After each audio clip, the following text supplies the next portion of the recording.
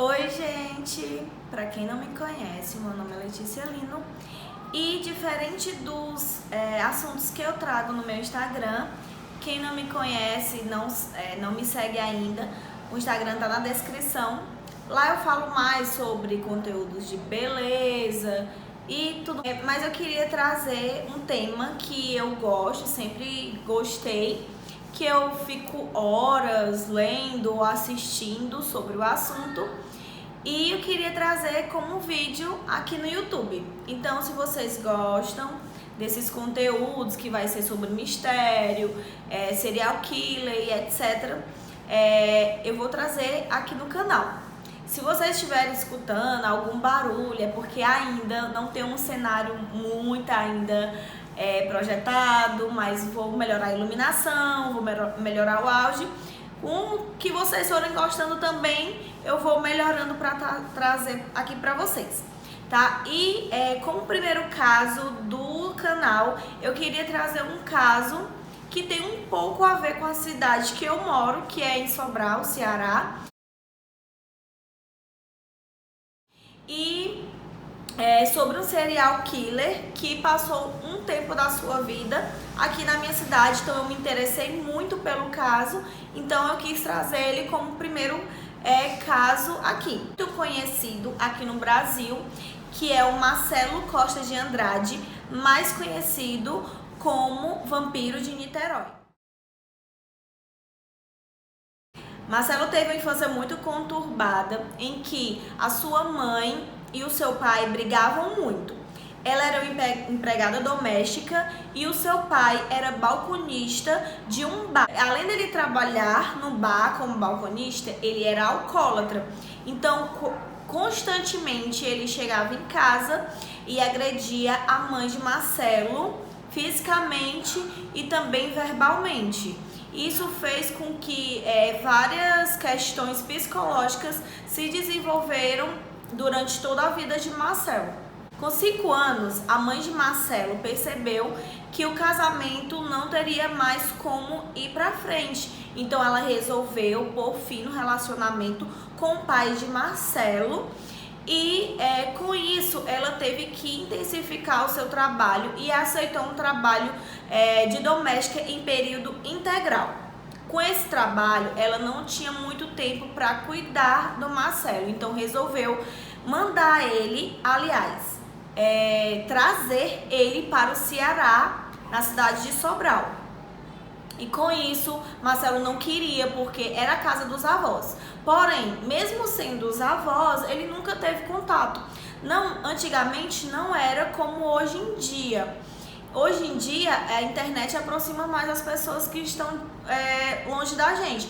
Porém, antigamente não tinha tanto essa aproximação, então para ele os avós eram pessoas estranhas, mas como ele não tinha escolha, ele tinha apenas 5 anos, então ele veio para Sobral, onde ele morou com os avós e continuou assim a infância dele conturbada.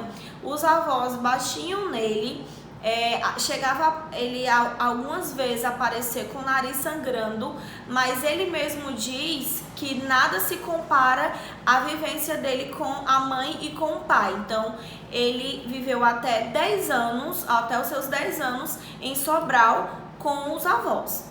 Quando Marcelo completou 10 anos, sua mãe veio para o Ceará para buscar Marcelo. E ela já estava com relacionamento com outro homem, que seria o seu padrasto. Então, com a base de Marcelo, dos 5 aos 10 anos, onde a fase que a criança se entende mais, era com os avós. Então, ele não queria voltar para o Rio de Janeiro, onde sua mãe morava e onde ele nasceu. Ele não queria voltar. Porém, como ele era criança e não tinha escolha, sua mãe veio para Sobral e levou de volta Marcelo. Mas o relacionamento da mãe do Marcelo com o seu padrasto era da mesma forma que era com o pai dele, um relacionamento abusivo, em que havia bastante agressão. Então Em várias vezes a mãe de Marcelo saía de casa e voltava. Isso aconteceu durante umas 3, 4 vezes. E então a criança, né, o Marcelo ainda como criança, se sentia muito conturbado naquela situação. E isso ia gerando mais ainda danos psicológicos para aquela criança. Quando foi lá pela 3ª ou 4ª vez das brigas do casal, ela saiu de vez da casa do padrasto e então teve que aceitar novamente um trabalho de doméstica em período integral. Ela mandou que Marcelo morasse com o pai. O pai já tinha uma nova família. O pai já morava com a madrasta e tinha outros filhos. E ele não foi muito bem aceito pela madrasta. Então ela brigava com o pai dele e falava em alto e bom tom, e o Marcelo escutava coisas ruins sobre ele. Ele ainda era uma criança e mesmo assim a madrasta não hesitava em falar coisas ruins na frente dele. Ele na escola constantemente sofria bullying porque ele não conseguia aprender, ele demorou até mesmo a ler e escrever. Isso fazia com que desenvolvesse mais bullying contra ele. Então a madrasta dele, em umas das brigas, em quase todas as brigas, aliás, sempre falava que o Marcelo era uma má influência para os outros filhos, que seriam os irmãos de Marcelo, por parte de pai. Então eles resolveram mandar Marcelo para um colégio interno. Só que não demorou muito, Marcelo fugiu e foi parar na Central do Brasil, onde começou a se prostituir. Marcelo relata que ele, em todas as relações que ele tinha, em todas ele era o ativo. Só que aos 13 anos ele foi abusado pela primeira vez, em que um homem mais velho quis contratar os serviços de prostituição de Marcelo, porém ele obrigou Marcelo a ter relações sexuais de maneira passiva. E ele falou que essa frase ficaria muito enraizada no psicológico de Marcelo e que mais na frente iria ter vários reflexos. Esse homem falou para ele que ele era bonito e tinha a pele lisinha e as pernas lisinhas. E isso ficou muito enraizado na mente de Marcelo. Com o dinheiro da prostituição, ele fazia viagens, ele gostava muito de sair por aí viajando. Então, em uma das viagens ele foi parar em outro país, e quando ele ia para outro país e acabava o dinheiro, ele buscava as instituições e pedia para que a FEBEM, que hoje em dia se chama Fundação Casa, o resgatasse. Aos 17 anos, Marcelo volta para Sobral à procura dos seus avós. Porém, ele não encontrou seus avós, ele encontrou apenas uma tia, a qual não lhe recebeu nada bem, tratou ele muito mal, mandou ele embora. E realmente ele foi novamente embora para o Rio de Janeiro. Só que, antes de ir embora, ele furtou a bolsa da sua tia. Ele mesmo relata que seria como se fosse uma espécie de castigo por ela ter tratado ele tão mal. Ele volta para o Rio de Janeiro, conhece esse rapaz mais velho, 48 anos, e ele tinha 17. Eles viveram por 4 anos juntos, quando o homem de 48 anos, que era então seu parceiro, disse que iria embora para outro estado e não o convidou. E simplesmente foi embora e acabou o relacionamento. Então, com 23 anos, Marcelo volta a morar com a sua mãe e disse que queria tomar um rumo diferente de sua vida. Então, procura um trabalho. Tudo acontece quando a pessoa vai gravar. Com 23 anos, depois de terminar o seu relacionamento com esse homem mais velho, ele volta para casa da sua mãe e diz que quer tomar um rumo diferente da sua vida. Então ele procura um trabalho e começa a trabalhar como entregando panfletos. E então, além disso, além de começar a trabalhar, ele também começou a frequentar várias vezes na semana a Igreja Universal. E em um dos cultos, o pastor falou que as crianças até 13 anos eram puras e que quando elas morriam, elas iriam para o céu. E isso ficou muito enraizado e foi o que teve o desfecho para várias coisas que aconteceu posteriormente. Com 24 anos, Marcelo comete o seu primeiro homicídio. Ele começou a matar crianças de rua.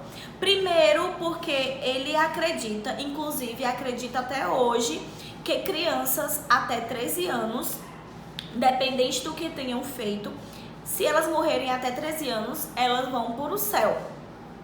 Então ele escolhia esses meninos de rua porque eram pessoas que estavam à margem da sociedade, pela crença que ele tinha, que ele ouviu no culto, né, falar sobre crianças.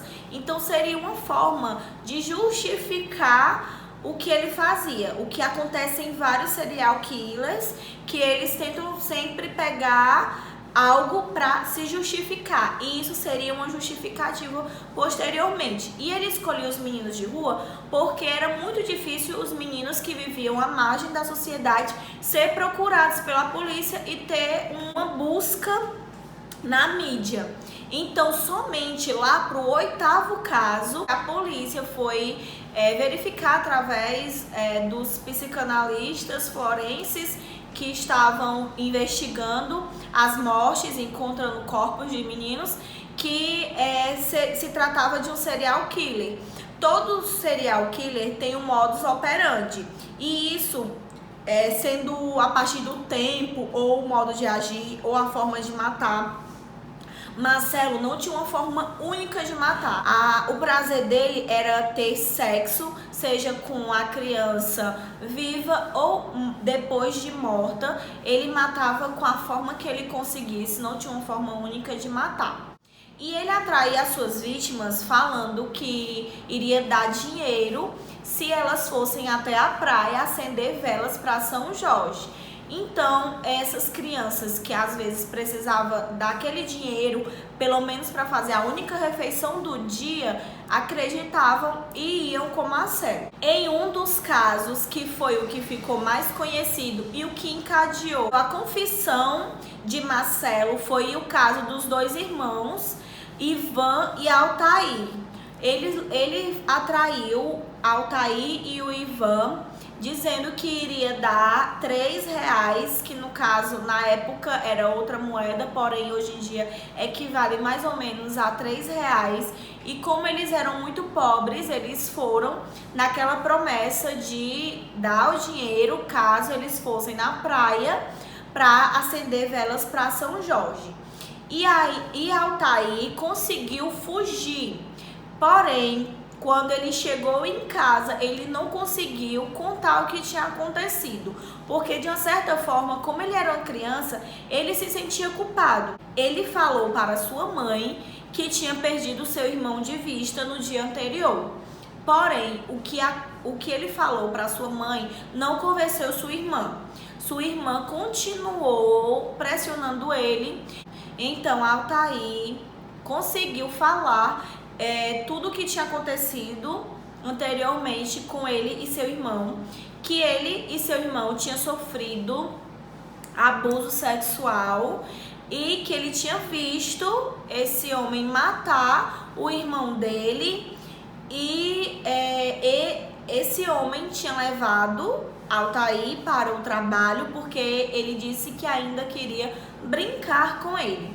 Só que lá no trabalho deste homem, Altair conseguiu fugir. O Altair, sua mãe e sua irmã foram até a polícia, e depois de 1,5 entre idas e vindas, tentando que a criança conseguisse descrever e até mesmo mostrar o local, ele conseguiu mostrar o panfleto e que este homem que tinha feito isso com ele e seu irmão trabalharia nesse local do panfleto.